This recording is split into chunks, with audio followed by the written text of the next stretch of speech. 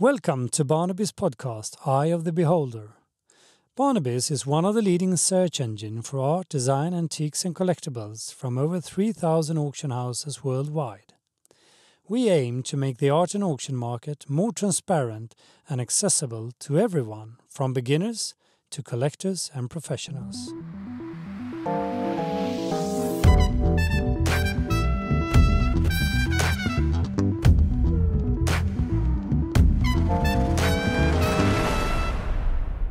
In this week's episode, I will talk to Lorenzo Altimani, fashion expert, Eleonor Floret, design expert, and Kees Smit, expert of collectibles and an avid collector himself.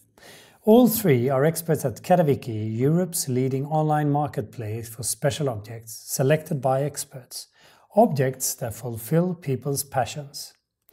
This year's Catawiki worked together with market research company Ipsos to come up with the trends that will define the world of special objects in 2023. In order to define these trends, Ipsos conducted a four-steps approach combining external research, fresh insights from external experts, and category frontrunners, as well as Catawiki data and the rich expertise of its in-house experts specialized in categories such as art, design, jewelry, fashion, classic cars, collectibles, and much more. Lorenzo Altimani, welcome to Barnaby's podcast, Eye of the Beholder. Thank you.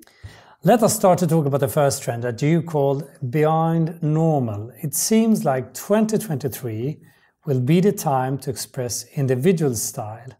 After a pandemic, which implied following several rules and being subject to different types of restrictions, it looks like people definitely want to break free. Will new trends still search for a connection with the past, albeit through different lenses, or will they be completely detached from it, you think? Well, fashion is cyclical. So indeed, most fashion brands have modernized past trends by adding new elements or reinterpreting styles with very unique colors, for instance. Looking for connections with the past is a good way to make consumers dream about bygone happy times. It brings back memories and provides a very specific identity that is very personal to each one of us, but still easy to grasp. Individuality is also a trend that has really popped up on social media platforms in the past year, and brands are providing items that are very much inspired by the personal interpretations of vintage finds, mostly carried out by the Gen Z, for instance. And in our 2023 Trends Report, we also discussed gender fluidity as a way to express someone's own style. And we can really see that in many different shows. Male and female models wear the same outfits to break free with old and stiff gender norms. For instance, we also auctioned a pair of Louboutin stage heeled boots that got a lot of attention from both male and female bidders. So all in all, I really believe vintage and secondhand have empowered consumers to give their own interpretation to what they consider stylish. Fashion houses have noticed this trend, and indeed they have worked to build collections that really are aligned with the general sentiment. The lower degree of logos also, we have noticed, leaves space for interpretation, and this is a very remarkable feature that breaks free from what we have seen in the past few years. But in terms of fashion, it seems like we will see maximalist touches, textures, and electric bright colors. But what do you think will be the trendiest and most sought after? This is a very, very big topic, but indeed we have seen on the catwalks a large number of bold creations, from, let's say, neon colors to full monochromatic looks. As well, we have seen sculpture-like pieces appearing in the shows and lots of sequins and glitter. So the must-have accessories for the upcoming season will be oversized bags, chunky jewelry, large futuristic sunglasses, and sculpture-like shoes. Designers have used the same prints as the clothing on bags, for instance. So the key trend for the next season will be a very uniform monochromatic outfit. So this is really innovative. It's an innovative touch that so far we haven't seen, and it's a new expression of maximalism, which personally I would call understated maximalism. Moreover, we're really shifting away from mini bags, and oversized bags are having a comeback. From totes to large hobos, these new dimensions can fit a life after lockdown, in which we travel and live our daily lives around cities. So, bags are going from small to big because they need to be functional again. And one example to mention would be, for instance, the oversized accessories that were turned into bags at Louis Vuitton. So lately, also at Catawiki, we have seen an increasing demand for large bags and a slowdown in small pochettes. We have really recently auctioned a very high quantity of large shoulder totes that are very functional and light, also from all kinds of brands. So we really see a big shift in demand. Moreover, bags will be coming in more colorful leathers or fabrics with prints or embellishments, but there will be less focus on logos all over. So after all, 2023 will be about self-expression rather than identifying with a particular monogram. This is interesting because if you look to the market, it has been so much about the brands lately, Yeah. right? So do you think we will look into a particular period of movement from the past in our search for this new? Definitely. So in my opinion, the most evident decade that's been proposed on the catwalks is the first decade of the 2000s. From the colors to the use of sheer fabrics to the silhouettes, no other season screamed Y2K more than Spring/Summer 2023. Even very Y2K brands like Diesel, for instance, have made a great comeback, so it is really a revival of that period. And personally, I can recognize many elements from when I was a child into today's fashion. So the early 2000s, to many, are a very joyful decade. With excitement to look at the future. And I think nowadays we're all feeling a bit nostalgic. So that's why we've seen a very high amount of low-rise jeans, pointy shoes, sheer tops, and crystals during Fashion Month.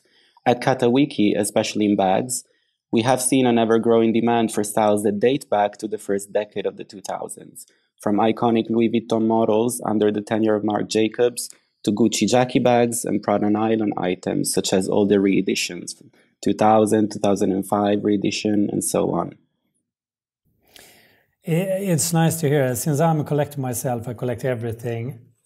Also my old jeans and other clothes from Diesel, for example. So it's time to get them in my closet again, I guess. Definitely. That's good.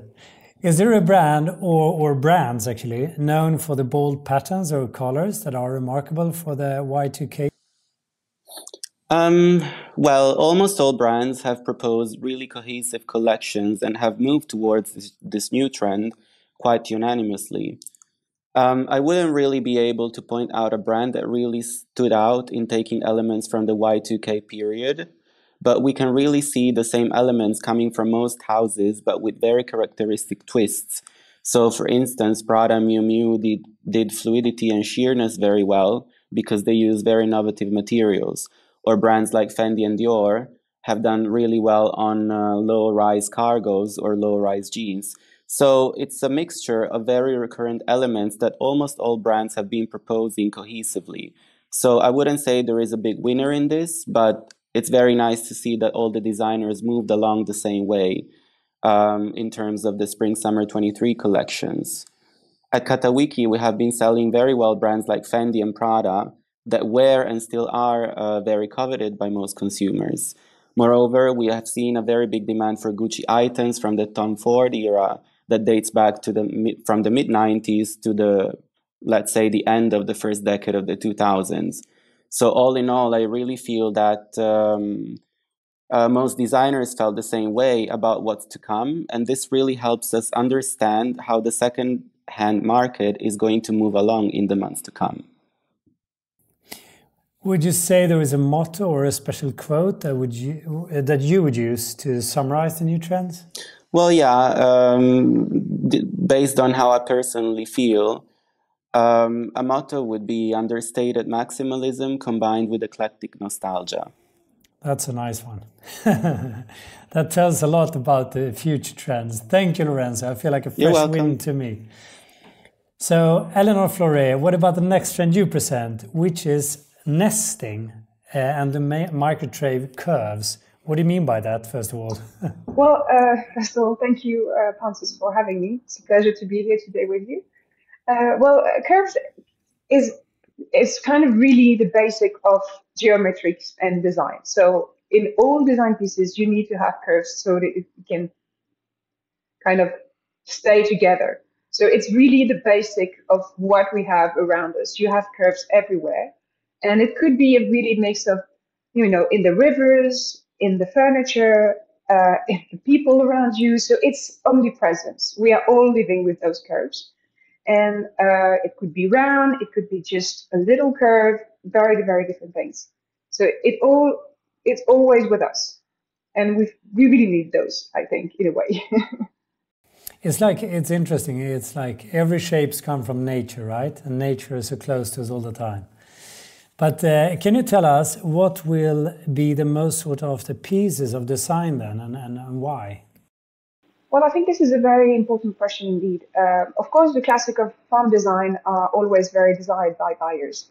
A good example of this phenomena is the success of the Masters of Design auction that we do with AD Magazine, or the one on Italian classic of design that we do with El Decor Italy. Those auctions that reach an even larger non-specialist public show that this search for iconic pieces goes beyond the world of design aficionados on Catawiki. And for example, the Marcel Breuer Basili chair reached a very good price every time it is put into auction. So it shows really the success and the stability of this market. But at the same time, in this category, what we clearly see at the moment is this curve trends that really stands out. So if you look at recent results, you can observe that many of the higher results this year in design at Catawiki are for pieces that follow that trend. So we have, for example, a very nice set of 6 Africa chairs from Artona collection by Afra and Tobias Garba. So those chairs, they really beautifully mix the curved shape of the back and the seat with the curved motif on the wood. So everything is curved. But I think here it's also very interesting to mention that curved pieces is not only something that you see in vintage design. The current creation in contemporary design is also integrating this trend very clearly. For example, we see that in our direct from the design option that we created some time ago. This aesthetic is very, in this option, we are very, very careful about this, the question of aesthetic, and very attentive of the latest trends. Why? Because designers are very careful of this dimension in their work. And we see that in the latest option that most of the pieces are made of round shapes. So straight lines are almost absent and are mostly used for technical reasons or even to reinforce the strength of the curves. So this is very interesting. So the straight lines are used to push the curves even further. Very interesting. Indeed. Will there be a revival of items or styles from the past, you think? Or, for example, from the radical design? Well, I think that radical design is a very good example here. As we all know, trends are circular, so it's always a mix of previous movements and contemporary desires. The curve trend is clearly inspired, among other things, by this Italian movement from the 60s. So in a desire to move away from traditional and quite austere architecture from the 50s and before, designers and architects like the practice Archisum that was created by Andrea Bronzi propose a radically different design. This approach wants to use the new dynamic and optimism of the 60s to build a design aligned with the latest economic and social developments using new technologies and materials. And those are very essential to create those round shapes because it's not obvious with every materials and every technique. So those new techniques, they are helping, even reinforcing the place of the curves in design. And I think here a good example is the emblematic bubble chair by Christian Daninos that was sold recently on Catawiki. So this piece with almost no angle is very representative of this research for new materials and shapes. But, radical design is not the only style that is coming back. And we have also observed a revival of postmodernism lately. So this movement born in the 70s wants to celebrate the unconventional, the extravaganza. And in design, postmodernism gives a large space to colors, anti-formalism, and geometrical shapes and motifs. And with a mix of color and a touch of irony, it's a very cheerful and dynamic style that clearly has its place in this kind of complicated current and upcoming period. So we need that kind of design around us when times are hard, I would say. And the success of this trend is clearly very visible in our first postmodernism auction that we did at Catawiki in November. In this auction, for example, we sold a very nice candlestick set from Ettore Sozzas for a higher price than even the high estimate that was at 2,000 euros. So again, a very dynamic market. I just love when you say we need a design. That's it. I like that. Well, I'm a design expert. Yeah. I can't help it. Oh, I like it. In many ways, it feels like we're once again going back to nature, as we talked about a little bit previously here. But how much impact do you think that people's commitment to sustainability has for this trend? Well, I mean, curves and nature are closely related. Going back to nature implies return of natural materials, obviously, but it also refers to a growing interest for shapes with curves. So as I was saying, in nature, curves are everywhere. So the connection is clearly visible and instinctive. And it's one way to bring nature inside our homes by reducing the omnipresence of straight lines and angles that refers more to human intervention. So it supports our current desire for less stress and more conscious environment. Parallelly, sustainability and going back to nature are two very different notions, but with strong connection. They are both part of a larger movement that tries to rethink the way we live and consume. So even if there's no direct connection between curves and sustainability, unconsciously they can be part of the same development. And maybe not new, but stronger desire to organize our homes differently with more nature, less stress and constraint in the shapes around us, but also a more attention to what we buy and where it's coming from and made of. And this could definitely encourage a public careful of sustainability questions, maybe not really consciously, but unconsciously to buy curved objects on Catawiki. And here, maybe a good and interesting example to show the interconnections between nature, sustainability, and curves is the N25 lamp from Isamu Noguchi. This piece that we saw recently on Catawiki is mostly made by hand from paper and bamboo using traditional Japanese techniques, far from a mass consumption production. And its soft light works perfectly with its curve, bringing a sensation of comfort and softness like a bubble. I mean, it is very ideal for a bedroom or even a moment of meditation. I guess here the challenge is to find them, in a mint condition. Indeed. That's why they have very, very high demand. Yeah. When it comes to decor, living and interior design, what do you think will be the colors of 2023?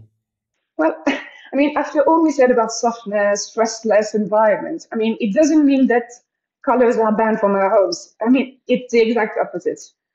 In this trend, colors are essential to bring a touch of cheerfulness and sparkle. Stressless does not mean boring or monocle. And here in the continuity of this curved trend, pastel colors will focus maybe on more natural colors like light brown, green, or blue match perfectly. They bring light and freshness for a purer environment. Furthermore, they help make straight lines disappear and reinforce soft angles and curves. And those colors are inspired by natural materials and pigments like terracotta or ochre. So they even participate to our desire to go back to nature. And they would go perfectly with contemporary design, with vintage design, and it could be even interesting to mix them with maybe one bright orange or blue object to give it a small twitch. But as always with colors, very important to not overdo it. Another microtrend you talk about in your Catawiki report is analog hobbying, something we can confirm as well from Barnaby's data. Kees Smit, according to a study during the pandemic, 87% of people increased their screen time by 1 to 2 hours a day. In 2023, it is expected that people will spend their spare time in a more analog way. FOMO, fear of missing out, is going to be replaced by its direct opposite, JOMO, joy of missing out. So how will these analog hobbies manifest themselves? And how will people spend their time when they're not on their mobiles or laptops? Do you have an answer to that, Kees? Hi, Pontus. Thanks for having me. And yes, I have an answer. To start with, in general, I meet and speak a lot of people, and those are friends, but also people that I meet for the very first time, say on a fair. And I sense this very distinct wish to balance their careers and private lives with something worthwhile, something visible that they can make with their own hands. And when we talk about hobbies, that can be a lot of things. And of course, I'm in the model trains, model railway business, but I have friends doing forging or woodworking or knitting, whatever it is. But people tend to do something to balance their daily lives when they're in their careers, doing accountancy or whatever. It's all business-like and meetings, and then hobbies in their spare time. So they might use their laptop just a little bit, but it's using in a different way because they look for tutorials, or they look for this one item they're still missing in their collection. And when I zoom in on model railways, I always like to quote Marcel Akle. He's a famous Swiss, he's an architect actually as a career, but his advice is to spend 2 hours on their hobby each day, 7 days a week. And if we use his advice, FOMO really becomes JOMO. You miss sometimes things in the news or whatever, but it's not really a matter, because in that time you're building something, and you can see literally focusing on your hands what they are making, and that's a very interesting thought, I think. Very much so. Would you say this trend is about taking a break from our real life of today, in the same way people 30, 40 years ago chose console games and simulate to do the same? I think definitely. If we talk console games, they are still played today, and same goes for board games. If you talk board games, we all might remember the play where we had Stratego or Monopoly or whatever. They're still played today, but there is a shift in the modern board games coming to the market as well. I play them myself with friends or family, and there is this trend of new games where it becomes more of a social thing. A lot of the board games that come to the market nowadays can be played in co-op, meaning that you play the game and win or lose together instead of playing against each other. That must be saying something. True. Do you think that older generations, like me, will be able to connect with younger ones in a new way, possibly give them some advice on vintage items to buy and some expertise, or even to play with? I would love to see this happen, and luckily I see it happening. When I talk model railways, a youngster is often someone, and we were talking people balancing their careers in their mid-40s, and they remember their childhood hobby time and pastime and think, well, that was actually quite nice, and they bring their children to fairs, for instance. When I walk on fairgrounds, I see a lot of elder people, but I see youngsters as well, and very important, I see women participating as well. So even in the railway hobby industry, you see women participating. So that's a good thing to do, because women actually often have a more keen eye on colors and landscapes than men have. So we definitely need to do that together as well. Now, talking more about model railway, it's gone through a period where models have become increasingly high-end, very detailed, often expensive, and with an advice of age 14 plus. And that's the time when children already are on their screen. So luckily the second-hand market is thriving. And what I see is a lot of people seeking out older Märklin or Fleischmann stuff that is often very sturdy and can be run by youngsters as well, because it doesn't break that easily, and it's quite affordable as well. Another trend is toward smaller scales. End gouge scale 1 in 160 is quite popular nowadays. And you see renaissance, kind of renaissance in the TT scale, that's 1 in 120, that's tabletop. And for interest, at this moment, both English companies Hornby and Pico both launched quite an elaborate line in TT, because not everybody is very spacious house. So even if you have smaller room, the market is coming your way, and that's looking actually very promising. I must ask you this about the female trend. Is that a new trend that you see more female, how to say, use in your hobby, or whatever we should call it? Well, maybe it's wishful thinking, but I think it is happening. I see more women. For instance, we had this television show where teams competed in building a railway layout, and there were a lot of women involved. And especially when it comes to landscaping, I'm quite a romantic myself. I always like scenery, and we see big uptake in scenery in our auctions as well. And I see a lot of female names in our seller base coming along. So I would say yes. Good news for the market. If 2020... Good news for the market, it is. Yeah. If 2023 was a vintage gadget, an analog hobby or an old board game, what would it be? Well, difficult question. Depends on your hobby, of course, but I'd say anything that is really genuine. At least in part hand-produced or altered or modified by hand. That's key, I think. So if we look at the older stuff that was still mass-produced, anything from the 50s or 60s is not built in small amounts. So, but there's this vintage shine and look on anything that was from tinplate. Maybe not as detailed as it is nowadays, but it's something people are interested in as well.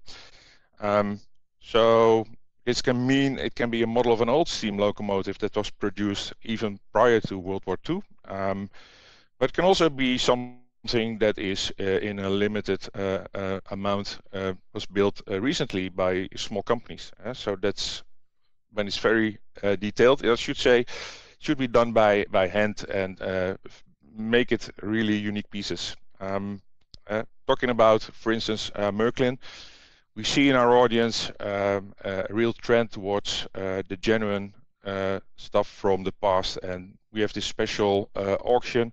It's very successful, Märklin Classic. Anything on AC runs in that auction, and what we do there is actually selling the stuff that is really vintage, not altered, nothing changed, no repaint. And nowadays, of course, the railway hobby is for part at least digital, but people there want to buy the real stuff. So that's the real genuine stuff. And the same locomotive sells with Catawiki as well, but then it is in the regular auction, because there is also an audience that says, well, I want that old tinplate locomotive, but it needs to run on a digital layout. So we serve actually both audience. You talk about Märklin, for example, which is a famous brand. Is it also very important with quality? I would say yes. There are two brands, and Fleischmann HO is nowadays no longer existing. But when you look at the older stuff, there was always Fleischmann, and there was always Märklin. One in AC, Märklin, and one in DC, Fleischmann. And they were always competing in quality as well. And I still find it remarkable, if you put an old locomotive from the 60s or the 50s on track, you must remember it's 70 years old, and most of the time it still runs, no problem.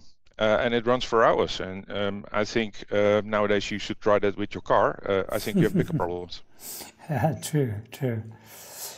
Okay, so this is what I'm telling my kids all the time. You should look in Dad's old boxes in the attic to find the real treasures. Thank you so much. That's where it's there. Yep. Yeah, thank you so much for participating and passionately sharing 2023's hottest trends. Thank you. To keep up with the latest trends and receive weekly updates on the art and auction world, subscribe to our newsletter on barnabys.com or read Barnabys magazine online.